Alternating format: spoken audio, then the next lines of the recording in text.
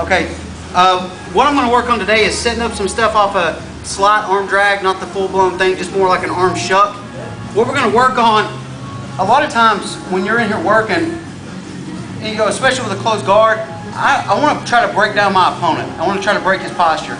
If his posture is good, he's able to see everything I'm doing. Everything is coming at him, and he's able to, make postural changes to keep me from getting the grips that I want. So the first thing I want to do is get the cross collar on the side of the throat, lift the legs up, pull him in, and keep him in tight so that he can't see. He's trying to, create some pressure to come back up. So before he comes back up, I'm going to get a 4-finger grip right here on the inside of his gi. I'm going to purposely let him come up slightly, and I'm going to shuck his arm across and come up on my elbow over here. Not in close. I don't want him to grab my elbow and collapse me down. I'm going to kind of keep it back here so that I can kind of coast here. You'll see that my feet come apart. That's okay. All right? I'm going to switch the grip to here. Okay? Once I'm here, a lot of times they're just going to be trying to, come up or posture in. They don't want to be stuck here. A lot of guys are worried about, you taking their back, whatever. But I like this as sneaky because what I'm going to do from here is I'm going to, as he's bulling into me a little bit, I'm going to change his direction, open my guard to here, to arm bar. That's easy. That's the first one. Okay? Again, I'm going to pull him down. Then I'm going to set my grip, and when he comes up, quickly shuck it, come up on the elbow so that I'm not having to work so hard to keep my weight up. Switch to here. Then I'm going to hug the back of his lat. Okay? Most of you guys know where I'm going with this. If I can't hold on to his grip and he rips it out, here, hold, hips up for the hip heights. Clear the arms.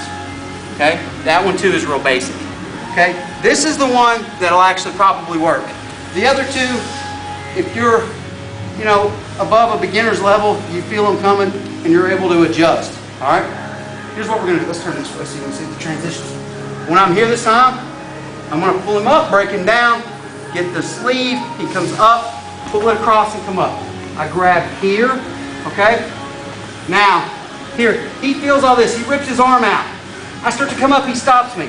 This is why it's important to have this arm here, is so that I can keep my balance. And I'm going to immediately insert my heel into his hip. When I have this here, I'm kind of coasting. I want to make sure my knees stay tight, and I'm going to turn my angle like going for an omoplata, okay? But I'm not from here. I'm going to keep this tight and my knees pinched. Now, he's worried about the omoplata, so he's going to start posturing up. When he does, I turn my hip over, bring my foot out this way, because it'll get tied up, especially if his arm is still over top of my foot. I have to get my hip out and rip my foot out. Then I'm going to change the direction to here. Notice I've not even used any arms yet. It's all at the hip here. Okay? So the last one more time. I've done all this. I've got to here. He rips the arm out. He feels this coming. So I put the foot in the hip, change the direction. Everything's tight. He starts coming up here, hip out to here, boom, back to here. Okay, pretty simple. Give that transition a shot. Thanks.